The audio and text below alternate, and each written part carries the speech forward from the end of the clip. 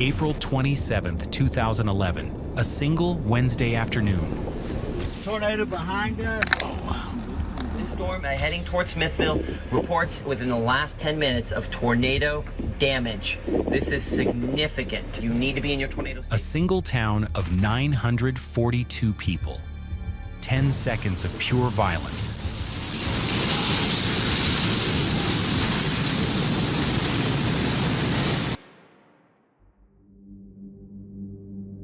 "23 lives gone forever."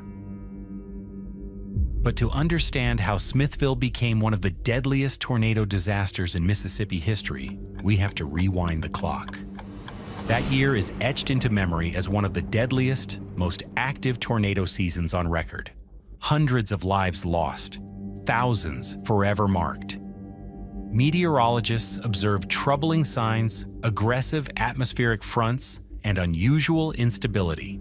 On April 25th, the atmosphere burst open, unleashing wave after wave of violent storms across the South. They tore through the southern and eastern United States from Texas to New York.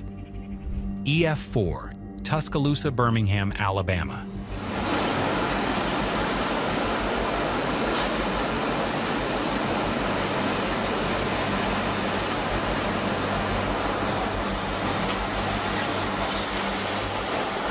"64 dead." EF5, Hackleburg, Phil Campbell, Alabama. All right, we're all right.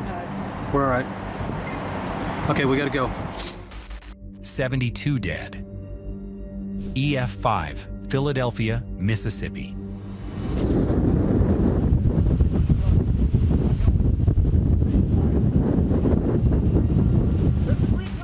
Two dead. EF5, Rainsville, Alabama. Please just go somewhere else. Please, God. Just go. Jay, Shauna, just wait. Oh, Lord, Mama, please be okay. God dang, get out of here. 24 dead. 368 tornadoes carved paths of destruction. Textbooks would later refer to it as the 2011 Super Outbreak. April 27th alone saw a record 224 tornadoes touch down. 4 of them were EF5, the highest rating on the enhanced Fujita scale. Smithville would be the third. At 3:42 p.m., less than 2 hours after an EF5 had already struck Philadelphia, Mississippi, a second monster formed. This time, it had a different target. How did it happen? It started like an ordinary Wednesday afternoon in northeast Mississippi. Smithville sat quiet, a town where everybody knew everybody. Farmers tended their fields, children played in yards shaded by old hardwood trees, but there was something hidden, something no one saw unfolding. 190 miles to the west, the sky was starting to stir. Meteorologists were on high alert, watching every signal. The Storm Prediction Center had issued a rare high risk for severe weather. By midday, particularly dangerous situation tornado watches covered much of Mississippi and Alabama. For a region that had already endured 2 days of deadly tornadoes, such warnings didn't sound like much. People were exhausted from living in constant survival mode. Unfortunately, familiarity dulls our instincts. A supercell thunderstorm formed along a thermal boundary in northeastern Mississippi, the same outflow boundary left behind by the morning squall line. The same boundary the Hackleburg tornado had developed on just hours earlier. Conditions were locally enhanced by easterly surface winds, creating a corridor of extreme tornado potential. 3:30 p.m., the National Weather Service issued a tornado warning for Monroe County. The countdown began. But in Smithville, many residents didn't have weather radios. Cable and satellite services were down from earlier storms. Some had no way to receive the warning at all. Then a 16-year-old named Johnny Parker stepped in. Johnny was an amateur meteorologist who had started a text-based warning system just months earlier, in September 2010. When he saw the tornado on radar, he sent a mass text to everyone on his list. The message was simple: get to a safe place now. For many in Smithville, It was the only warning they received. 3:42 p.m. The tornado touched down 3 miles west-southwest of Smithville along the Tennessee-Tombigbee Waterway near the Glover-Wilkins Lock. It snapped trees at the Smithville Recreation Area. Then, it rapidly intensified. The forward speed reached 60 to 70 miles per hour, a wedge of destruction charging directly at the town. 3:47 p.m.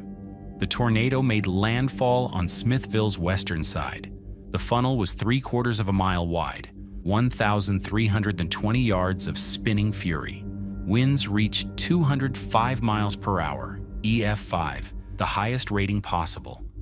For comparison, a Formula One car hits that speed at full throttle, but here, no track, no driver, no finish line, just pure, unimaginable destruction aimed at a town of less than 1,000 souls. What followed lasted only 10 seconds, but those 10 seconds changed everything. The tornado tore across Davis Road South, scouring the ground to a depth of 1 foot. Entire fields were stripped to bare earth. It swept northeast, following Mississippi Highway 25 straight through the heart of Smithville. Brick homes that had stood for generations were swept clean from their foundations, not just destroyed, erased. Foundation slabs were pulled up and dislodged. Plumbing was sheared away at ground level. Floor tiles were scoured. Even the sill plates, the very base of the buildings, were forcibly removed. Jimmy Cowley was driving his pickup truck on Highway 25 when the tornado hit. The windows exploded. The truck was lifted, rolled in midair, and dropped. He huddled inside, covering himself as best he could. Later, he would say it felt like burning, like fire, because the wind and mud were like a sandblaster hitting him. Cowley survived, battered and disoriented, but alive. Brick homes not 100 feet from where his truck landed were completely gone. Their occupants were not so fortunate. The town hall was gone. So were the police station, the post office, and 4 churches. Even the water system had been destroyed. The tornado achieved its maximum fury as it plowed through the eastern subdivision. A Ford Explorer was lofted half a mile into the air and slammed into the Smithville Water Tower, leaving a large dent that remains visible to this day. The SUV then bounced off and was hurled an additional 1/4 mile before crashing to the ground on the opposite side of town. Total distance traveled, 1,630 yards. A semi-truck was thrown 300 yards. An RV was hurled 250 yards and partially embedded in the ground. Metal twisted like foil. Trees were not just snapped, but completely debarked, their bark stripped away by the intense winds.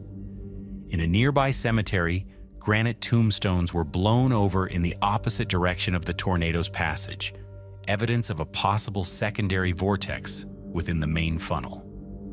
A large funeral home, E. Pickles, was swept cleanly away, reduced to a bare concrete slab. The debris was scattered and windrowed into an adjacent wooded area. Had the building not been empty, the death toll would have been much higher. The storm still craved destruction. It crossed into Itawamba County, downing trees and power lines, before crossing the Alabama state line into Marion County.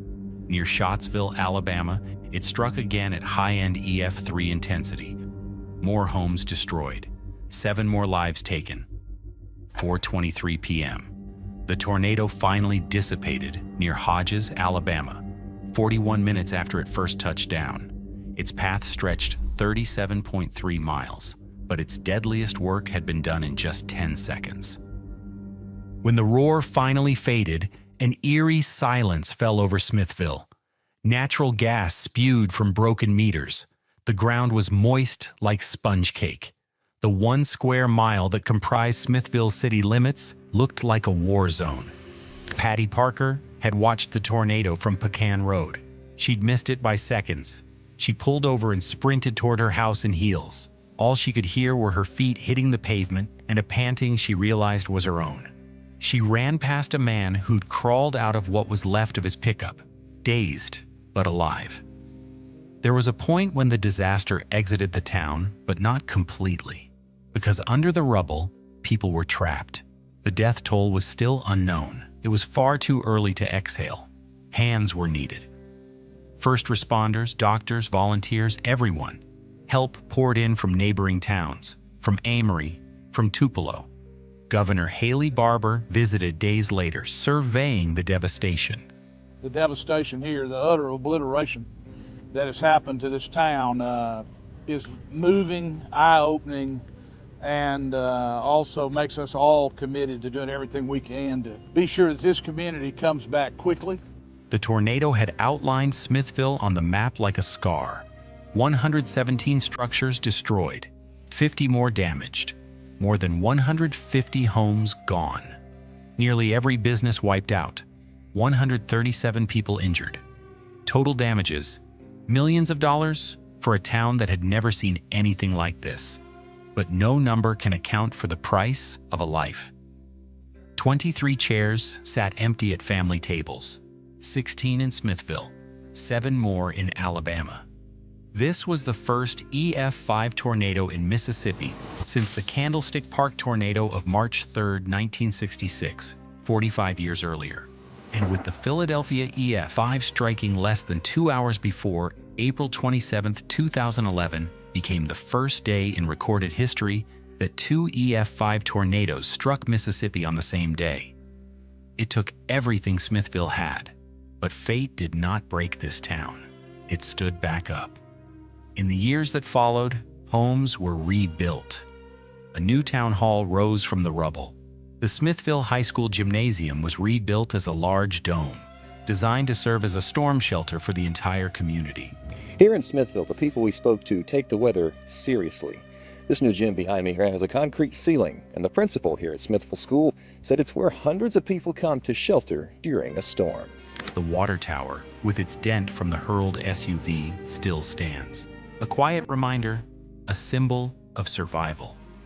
Only the old photos, the sleepless nights, and the quiet memorials keep the pain alive.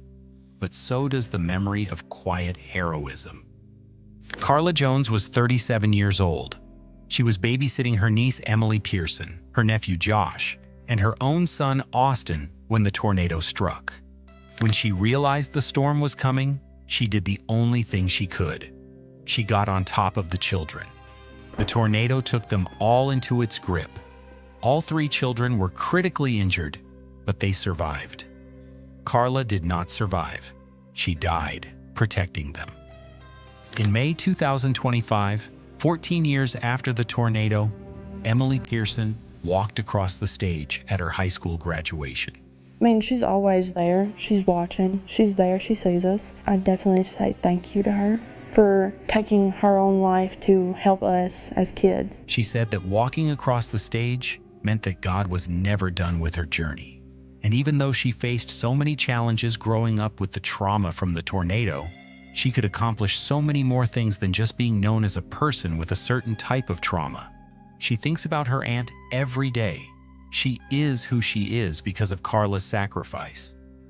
Johnny Parker, the 16-year-old who sent the mass text warning, saved lives that day with a message typed on a phone. Many residents had no other way of knowing the tornado was coming.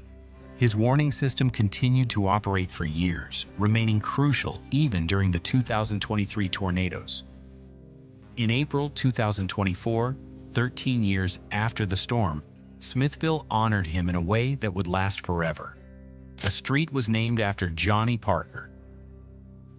The tornado took 23 lives, but it couldn't take what those lives meant. It couldn't take the courage of a woman who shielded children with her own body. It couldn't take the ingenuity of a teenager who refused to let his neighbors face the storm blind. It couldn't take human dignity. Every storm eventually ends, but the way we hold each other, that remains. Take care of one another.